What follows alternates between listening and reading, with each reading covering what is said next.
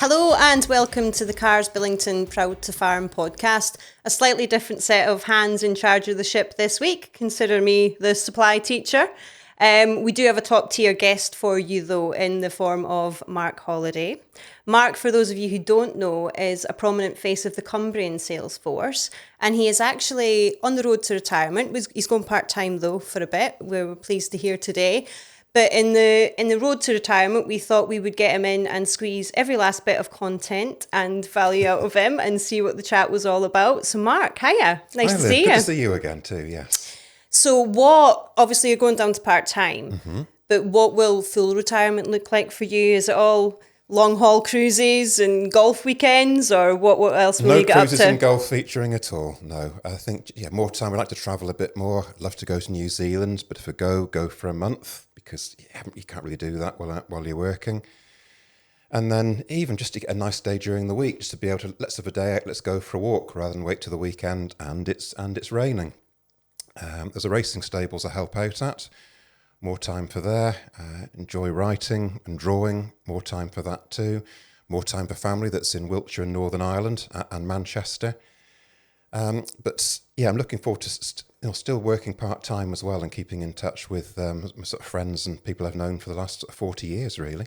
I'm sure all of your customers out there will be delighted to hear that. This is very conversational, so we'll just go back and forward. But one fun fact we found out about you this afternoon is that you were on Mastermind, and then you've told me that you actually won it once. I won the first round, yes. Special subject was the Border Reivers. Fabulous stories and history. So I knew that one. I got lucky with the general knowledge questions and won the first round and qualified for the semi-finals. Semi-finals, I didn't get lucky with the questions, but the winners don't need to get lucky, and fair play to them, that they deserve to win. But I just enjoyed the experience and getting as far as I did. Oh, wow, that's amazing. But the questions that I will ask you won't be mastermind style, it'll be very casual. And we'll kick off by asking you, well, we see you in the office all the time, we see you at shows, and you're kind of the mastermind and the fountain of knowledge and great with your technical advice. And we've got you onto a podcast before, and you've done publications for us. What we want to really hear, though, because we don't get to hear about it, is your story and how you got started in the industry, a bit about your career with Cars Billington, and then maybe if we can move on to what your day-to-day role as a ruminant nutritionist is. Well, I wanted to be a vet when I was a kid. James Herriot was all the rage when I was growing up, and I wanted to be a vet. I loved farming, I loved animals and working in the countryside, and that was the plan. But you needed 3 grade A's at science and maths at A-level, and I was never going to get that, and I didn't. So you think, well, what do you do now? And they did agriculture and applied zoology at Bangor in North Wales. And I thought, well, I could maybe do veterinary as a second degree.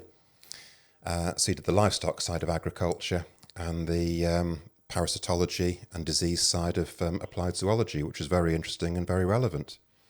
Completed the degree and thought, actually, you know what, I need to be earning some money now, what's out there? And kind of fell into ruminant nutrition by accident.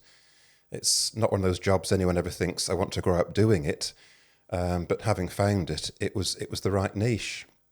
And I think for a lot of young people out there, I think when they are at school, they're not quite sure what they do want to do. But it's funny how fate takes a turn. Yeah, it's not always the plan. And it's amazing what is out there when you look and what you fall into. And I think certainly a career working in the agriculture supply industry, it's been a fabulous career. I've enjoyed every minute of it. And I've never wanted to do anything else. So what does the day-to-day look like when you're out on farm? Every day is very different, and you're never quite sure. And the phone can ring first thing in the morning, and your day can pan out very different from what you thought it was. I work from home rather than from the office, kind of in the middle of Wigton, Penrith and Carlisle, so sort of travel in all directions. And it can be sort of dairy farms one day up out on the Solway Plain, or beef and sheep farms down Ullswater or the North Pennines. I've got my regular customers, and then in between your appointments, you sort of see, well, who else I've got time to pop in and see that I haven't seen for a while. It's looking at the diets that the animals are on, and if those need modifying. It's doing costings, doing some general advisory work, testing soils and advising on the fertilisers that people use. It's just so varied, and you're never quite sure, say, how each day's going to pan out. So just dialing it back a little bit there to when you started. So what age was young Mark when he went off to do his veterinary degree, or tried to do his veterinary degree, sorry? I did my A-level, so 18, went to university at Bangor, and then graduated at 21, and then joined, it was BOCM Silcox in those days, part of 4 Farmers now. Different parts of the country, learning from different people who were very good at the job, but they all had different styles and different ways of doing things. I think that's one thing, if anyone is trying to do the job, you've got to be yourself. You can't copy anybody else. You've got to be yourself, but you can get ideas from how different people operate and pull that together to help develop your own individual style. Yeah, well, that's what I'm sort of getting at, is that we talk about the younger generation in the farming industry and on farm itself, and succession is a big worry for farmers and who's got to run the farm. But in our industry and our business, we've kind of got the same thing going on. And within our business, we're quite pleased about the young talent that we've got and that are coming up through the ranks. But for somebody who's looking at a career like yours, how do they get into it? What kind of things do they need to get behind them, and how do they progress? I think the most important thing is to get some experience on farm. You don't have to come from a farm or be a farmer to do the job, but some farm experience does help. You've got to be able to understand cattle and sheep, the way they work, the farming year, and you've got to understand what a healthy animal looks like. You're not just sat in front of a computer with the job. You do need to go out and look at stock as well, and see how they're behaving, and that tells you a lot, because what you're seeing on paper and what the farmer's telling you isn't necessarily what the cattle are telling you, and it's kind of bringing it all together. So yeah, get some farming experience. Yes, I did a degree, but a degree isn't essential. There's been some excellent colleagues I've had who haven't been anywhere near a university. You can learn quite a bit on the job with good training, and the science that you need to help do some diets. So there's no sort of perfect background for it, but I think that those would be the key things. So you must have some really tough days out and about, though. You know, everything's not all hunky-dory. I'm not asking you to mention names of any problems that you've had, but any particular issues you've had out there that you've thought, oh, this has been a struggle today, or... Yeah, and you all everyone gets days like that in every career. You get problems.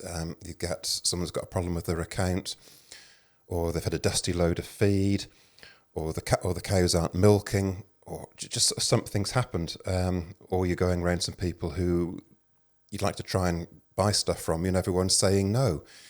But you get days like that, but you get so many good days as well. I was just going to say, you know, the rewards are there as well. So what does success look like for you? Success for me means happy customers. I think one key thing with the job is it's not just people's businesses, it's people's homes and families that you're working with. And you kind of become part of the family as well, because you're going to see them month in, month out for decades. Yeah. And I think success is seeing people who are successful in their business and happy in themselves. And I think that's what I get my success out of, cattle performing well and to the expectations of the customers. Yeah, because you're kind of helping look after their livelihoods as well, aren't you? Yeah. I was on a farm, you know, the farm that I was on, a couple of months ago or so, and we were doing a wee bit of filming with them, and they spoke so highly of you, and they were talking about the fact that, you know, you'd been there with their dad and you'd helped him through his farming, and uncles and all that kind of thing. So it definitely comes through the generations. And of course, the backdrop to your office life or your farm life is the beautiful countryside. Exactly. The Cumbrian countryside is the most beautiful office in the world. And I couldn't imagine being sat in front of a desk all day, every day. And I'm sure there's a lot of other people out there that would like it. Yeah. Alan King, who was on last month's podcast, he's forever sending me pictures of him parked up somewhere gorgeous, like the Mullican Tire or a gorgeous sandy beach near Oban. And he said to me, oh, what was it? It's the best office in the world and I wouldn't change it for the world. And I just thought, oh, that's Absolutely. Really nice, isn't it? Absolutely, yeah. And I think one other change you have seen in the industry is there were very few women involved in our job and in the agricultural supply industry when I joined. Now that's changing. I see more and more women coming in, and there's and enjoying the job and being very successful on it. It certainly isn't a men-only job. And I think that's been one big change for the good that we've seen in the last few decades. Well, we've got a strong contingent, and most of our formulations team are women, aren't they? And they're great, and they're fantastic at what they do. And throughout the sales team, we've got like a really good balance of women there as well, haven't we? That's very welcome, and that's something to be encouraged. So part of the sort of furniture of the podcast is that we like to ask, you're out and about, obviously, what's the hot topic? What's everybody moaning about? What's the chat out there? I know that you were on holiday last week, but we caught up with you at NSA on Wednesday. Mm-hmm. What was the big excitement there? I think the NSA North Sheep event, it's just the whole sheep industry comes together for a big catch-up. They've all been busy lambing, marking lambs, getting them turned away to the hill, getting sorted out. And they finally get to the beginning of June and think, you know what, you can take a break. Let's have a good catch-up with everybody and find out what's been going on and how everyone's got on this year. And I think that's one of the big things on it. Blue tongue is a big concern amongst this area with this virus that's spread up through England. And the topic is, should we vaccinate or not vaccinate our stock for that? That was one big thing that was coming up. And what's your thoughts?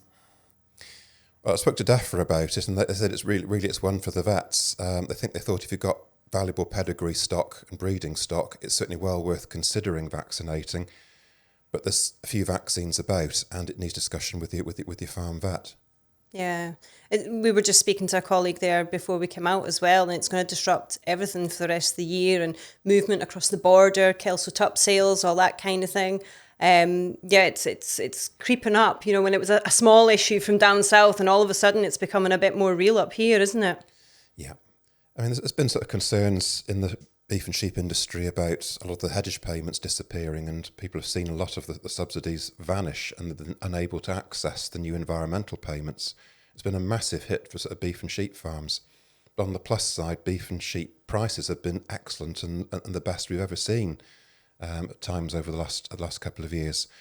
So there's been some positive stuff as well as some negative stuff, and it's just people sort of working out where they go from here to adapt to the changing world. But I think over the last 40 years we've seen so many changes and challenges to farming. We've seen headage payments come and go, milk quotas come and go, BSC, foot and mouth, floods, droughts, Brexit. All of them have been a worry. How are we going to get through it? But the farming industry always seems to find a way. Yeah. Inventive enough and adaptable enough that we do get through it. Although things always seem so dark at certain times, we do get through it, and we will get through this as well. And there definitely will be a future. Yeah. A couple of things in that. We were talking before we started this as well about greenhouse gases, etc., and the farming impact on that. And you had some really good stats. Can you talk about that? Yeah, there's been something from the government's climate thing saying to help us achieve our greenhouse gas targets that we need less cattle and sheep in the country. If you look back over the last 20 years, dairy cow numbers have dropped 12%. Beef cow numbers and breeding ewe numbers have dropped over 20% just in the last 20 years. If you go back further to 1972 when we joined the EU, there are now 40% less dairy cows in the country than we had then. So our beef and sheep numbers have dropped dramatically as they are. I think we need to keep what we've got to carry on producing the food that we need. And at the time those numbers have dropped, in the last 20 years, the human population of Great Britain's increased by 15%. I think it's people that's the problem, not beef and not cattle and sheep. Yeah, interesting. Yeah. And the other thing out of all of that as well is, over the past 40 years, what would you say is the biggest advancement in farming, whether it be nutrition or machinery or legislation? Huge advances in machinery. I think on beef and sheep farms, the biggest help that's changed things dramatically has been the invention of the quad bike. Alan King said that last week. That's been reported quite a lot. Yeah. So for beef and sheep farms, the quad bike's probably been the biggest help for the good. There's certainly been huge advances in nutrition. The computer that I had initially, it was the size of a suitcase and very cumbersome. And it gave you a guide, but no more than that. Nutrition's advanced so much, we can now pinpoint and fine-tune diets much better than what we were able to. And we can do a diet with great confidence that it is going to work. The nice thing about farming is, I think there's always that ish element. Yeah. It's not a mathematical subject. Biology isn't like that. My biology teacher sort of said that the first rule of biology is that there are exceptions to every rule. And you see that on farm. So what works on one farm doesn't work on every farm. But the advances in nutrition have made it a lot easier to get that fit than what it used to. So actually on that though, because that's something that I've not really got into or understood, how do you go about, what's the first steps when you get on farm to start formulating diets? First step is to analyse the forages. Your forage is still your bread and butter for cows and sheep. So in the summer, I'll analyse grazing grass, assess how much is there for the cows and what they can physically eat in the time at grazing. And then you work out what they need to balance that in the parlour in terms of concentrates. I know how much milk the farmer's looking for, at what milk quality. And just making sure that the energy, protein, minerals and vitamins balance to get that to happen. If in the winter you test the silage, and there's maybe 3 different silages, there's whole crop, there's maize, put the mix together, and then again you sort of fine tune the diet just to suit that individual farm and its yields and needs. Yeah. I think that's one thing that has changed. I mean, when it started, people would do 1 cut, maybe 2 cuts of silage a year. Now people are doing 3, 4, 5 cuts of silage a year. Nutrition, it's a year-round job. Every month someone will phone up and say, right, I'm into a new clamp of silage, which is nutritionally different. So the diet has to change again. Yeah, everyone has to adjust. So it's not a matter of saying, right, here's your winter diet, here's your summer diet. It's constant fine-tuning right the way through. During the summer, people think, oh, cows eat grass, don't they? Yes, cows eat grass, but grass changes every day. It changes with day length, it changes with rainfall, it changes with the heat. It depends how new the grass mixture is and the grass species there. Grass constantly changes, so your diet needs to constantly fine-tune to adjust. Mm-hmm. You can't just, back in the old days, you say, right, 5 gallon off grass in May, 4 in June, 3 in July, 2 in August, and ration your cake accordingly. Things have changed significantly and much for the better in that. And we've seen cow performance improve dramatically as a result. Yeah, because that's obviously what we're going for. We'll look at the performance. What are the performance indicators that diet's working well? Yield and milk quality is very important, and that's what the farmer sees and what he gets paid on. But cow health and sheep health is very important too. And the other key thing in the job is going around and saying, you've got to look at the stock, look at the cows and their behaviour. Are they full? Are they looking a bit hungry? Could they do with a bit more grass each day? Is the trough empty? Have they got enough water? Are they looking happy and healthy? And no, they can't talk to you, but they can show signs that tell you whether they're ill or not. So it's putting a whole picture together from a complete range of sources. You've got to go and look at the stock. Yes, the computer helps, but you still got to go out on farm and see things as they are. There's what you're recommending on the computer. The next thing is there's what actually gets put in front of the cow in terms of feed, which can be very different. If there's a relief farm worker on at the weekend and he's not putting what you're recommending in the mixer wagon, that can make a difference to performance. Mm-hmm. And there's what the cows are actually physically eating at the end of the day. Even if someone's putting out what you're recommending, are the cows actually eating it? Are they cleaning it up? Are they eating enough? I think that's the other thing you enjoy about the job. It's that constant. Yeah, everything's different, and that there's always something to do, and yeah. So because I wasn't sure. Do you do beef, sheep, dairy? Do you do all species? Yeah. Yeah. And that's nice having the variety. Everything from sort of 3,000 foot up on the Pennines and the lakes down to sea level on the Solway. And do you have a preference? No, I like it all. I think I wouldn't want to focus on dairy or beef or sheep. I like the variety. And I think that's a great thing with the job. It's having that variety with different farms and even within dairy, different breeds of cattle needing different requirements, different sheep, different lambing seasons. talking about dairy. I remember the last Dairy Expo we were at. In fact, I was about to fire you onto another podcast or something, wasn't I? And we were watching from the balcony and we were looking down at whatever class it was. And I was asking you what it took to sort of get those particular animals into shape. And you were telling me everything about hip width and, you know, is showing anything that you would like to do or... No, showing's not for me. I can see you in a big white coat and looking all officious there. I think, yeah, it's the people that do it love it, and it's hard work, though, isn't it? And yes, I can tell a good cow from a bad cow, but at the Dairy Expo, when you've got so many fantastic quality cattle in front, I really don't understand. I couldn't do the judge's job to sort of fine tune and pick between so many quality stock. Yeah, that there are at those shows. It depends on the judge as well, I suppose, because some people say, "Oh, he's a hippie man," or he's into this, and he prefers a leg like this, or whatever, don't they?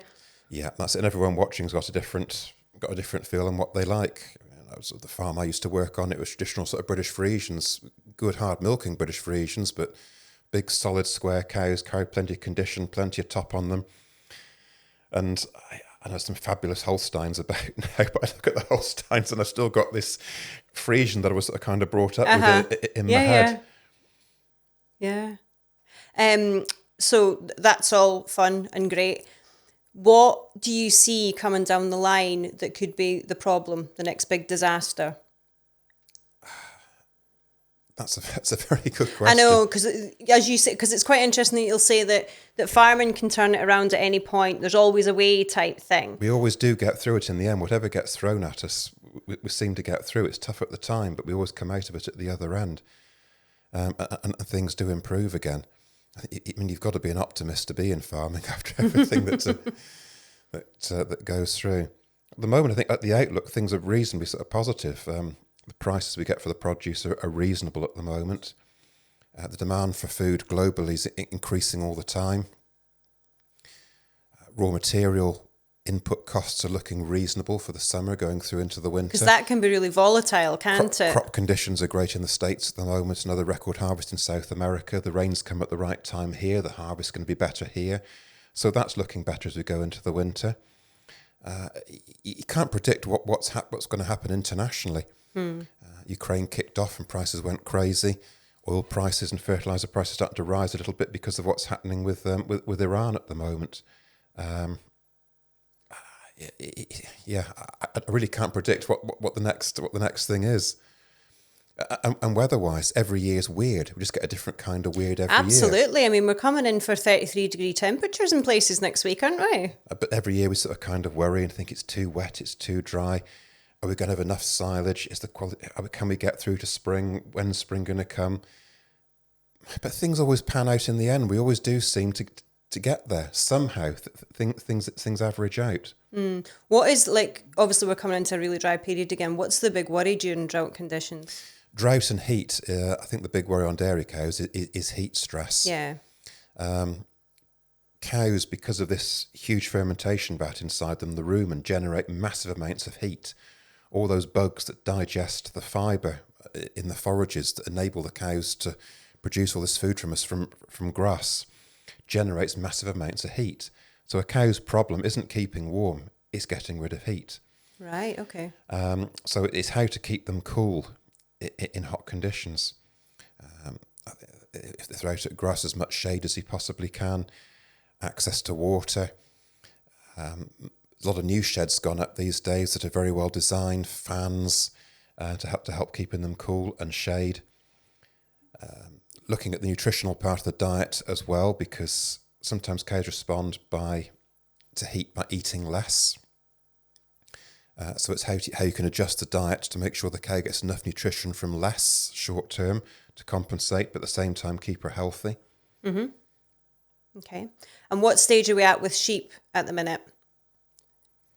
So lambing's sort of finished. It's just the lambs are growing away now. I think it's been the weather-wise, it's been the best lambing time ever, and everyone's sort of saying that. And the lambs seem to be doing quite nicely at the moment. I think with the heat, at some point we're going to get a fly challenge. Yeah. People are worried about a worm challenge too. Now we've had a flush of grass following the rain. So I think it's just keeping an eye on sort of lambs and ewes for sort of fly strike and worms and treating them accordingly. Yeah, what are the key disease areas to worry about at this time of year? I think worms with young lambs, I think, and fly strike. Those would be the two to look out for particularly. Anything else going out on farm this week? What are you up to? What are you on with? Going around some of the regular dairies, it's just keeping an eye on the nutrition, doing the dairy costings. A lot of my Arla customers, they're having to do their climate check surveys. So it's getting all the data for them in terms of how much feed have they used, how much soya is there in the feed, if there's any soya at all, where's the soya come from, how much forage are they producing, how much fertiliser have they bought in, and it's just getting all that data for them that Arla need to get their carbon footprints. So you really get involved with those Arla surveys and you provide Yes. them with a lot of the information they need? Yes, we do, in conjunction with our formulations team. Yeah. That's us for this month, the Cars Billington Proud to Farm podcast. Many thanks to Mark, and thanks to you guys out there, the listeners, the watchers. Please like, subscribe, share with your friends, let them know all about us. And just to remind you, this podcast is for you. So if you've got any subjects you want us to cover or any questions, just leave them in the comments. Until then, we'll see you next month.